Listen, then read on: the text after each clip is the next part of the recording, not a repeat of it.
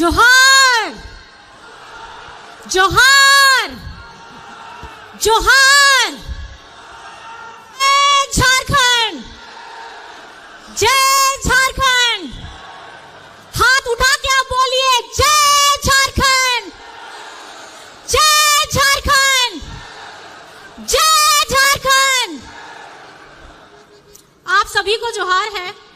अपनी बातें रखने से पहले आज मैं हेमंत सोरेन जी का पत्र लेकर के आई हूं जो उन्होंने जेल से भेजा है।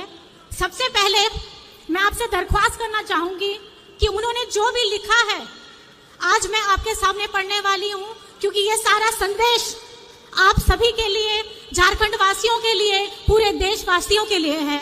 तो कृपया करके इसको जरूर ध्यान से सुनिएगा।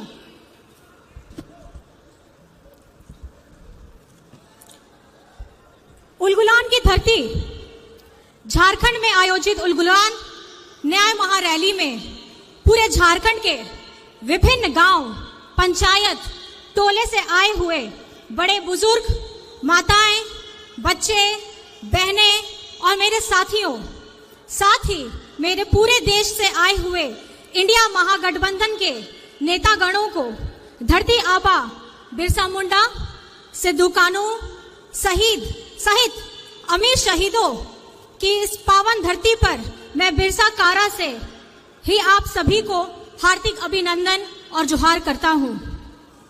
आज इस महारैली में मौजूद राज निर्माता विश्व गुरु शिबू सोरेन जी को चरण स्पर्श करता हूं। साथियों, आज झारखंड उलगुलान रैली में आपके साथ नहीं हूं।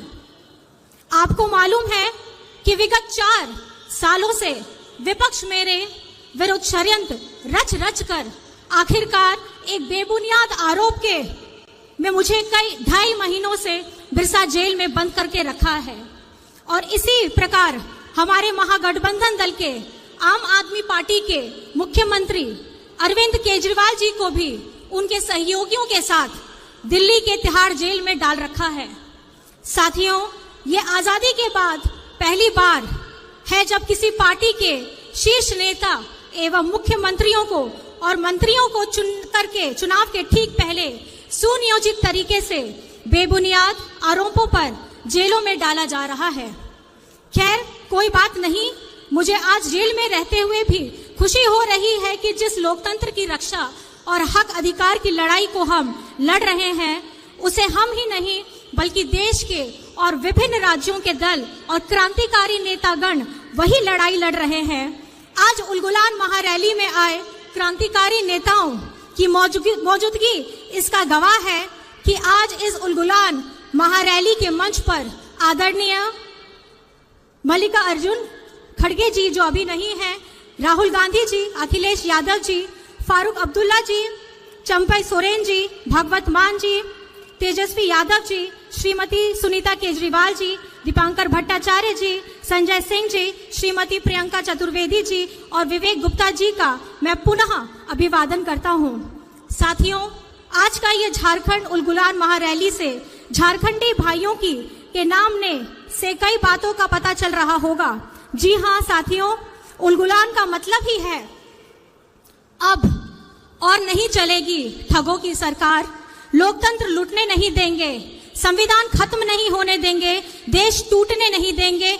मेरे साथ आप लोग जोर से बोलिए, इंकलाब जिंदाबाद, इंकलाब जिंदाबाद। साथियों, 2024 का लोकसभा चुनाव चल रहा है। एक तरफ हम सब इंडिया महागठबंधन के लोग हैं और दूसरी तरफ पूंजीपतियों की जमात और षड्यंत्रकारी केंद्र सरकार एनडीए के लोग। साथियों, आज देश एक विषम परिस्थिति से गुजर रहा है। विगत 2014 से केंद्र में भाजपा एनडीए की सरकार चल रही है और 2 बार देश की जनता ने एनडीए को सरकार बनने का मौका भी दिया। देश की सरकार का जनाधार को देश के लोगों ने दे दिया, पर पूरे देश की राज्यों की सरकार का जनाधार एनडीए को नहीं दिया। परंतु 2014 में एनडीए सरकार बनते ही पूरे देश के राज्यों में अपना कब्जा चाहते हैं। आपने सुना ही होगा विभिन्न सूचना तंत्र के माध्यम से कि गैर भाजपा सरकार राज्यों को किस तरीके से परेशान और उनके साथ सौतेला व्यवहार किया जा रहा है। कहीं सरकार गिराई जा रही है तो कहीं MP MLA खरीद फरोख्त की जा रही है। जो गैर भाजपा सरकार उनके साथ नहीं आते हैं तो इसका उदाहरण है कि आज हम जेलों से आप तक बंदी पत्रों के माध्यम से संदेश भेजना पड़ रहा है। साथियों, यह देश हमें भीख में नहीं मिली है। इस देश को पाने के लिए अनगिनत शहादत हुई है। कई इतिहास की किताब हमारे स्वतंत्रता सेनानियों के नाम से पटे पड़े हैं। साथियों, विगत कई साल के षड्यंत्र का फल NDA को 2014 में पूर्ण बहुमत से सरकार बनाने को मिली।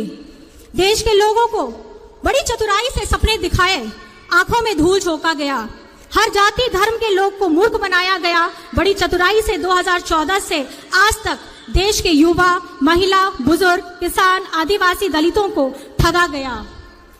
ऐसे जैसे एक स्टेज में दिखाने वाला जादूगर किस तरह पूरे देश को अलग अलग माध्यम से, अलग अलग सूचना तंत्रों के माध्यम से देशवासियों को निरंतर ठगने का प्रयास चल रहा है। इस चुनाव में बड़े पैमाने पर केंद्र एजेंसियों का दुरुपयोग किया जा रहा है। उनके माध्यम से विपक्ष की आवाज को कुचलने का काम शुरू हो रहा है। आज केंद्र सरकार ऐसे ऐसे कानून का निर्माण कर रही है जिससे देशवासियों को तो नुकसान होना ही है, चाहे वो किसी भी वर्ग, जाति, धर्म का ही क्यों ना हो। साथ ही साथ इस देश के लोकतंत्र को भी खतरा होगा और संविधान को भी खतरा होगा। साथियों, झारखंड देश का सबसे गरीब राज्य है। यहाँ के लोग गरीब हैं, पर झारखंड गरीब नहीं है। हमारे प्राकृतिक संसाधनों से पूरा देश चलता है। इसके बदले में हमें क्या मिलता है? पलायन, विस्थापन, भुखमरी, बीमारी। हम अपना हक मांगते हैं तो हमें जेल में डाल दिया जाता है।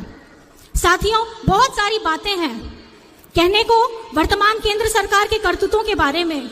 अगर बातें शुरू की जाए तो रात और दिन कम पड़ जाएगा।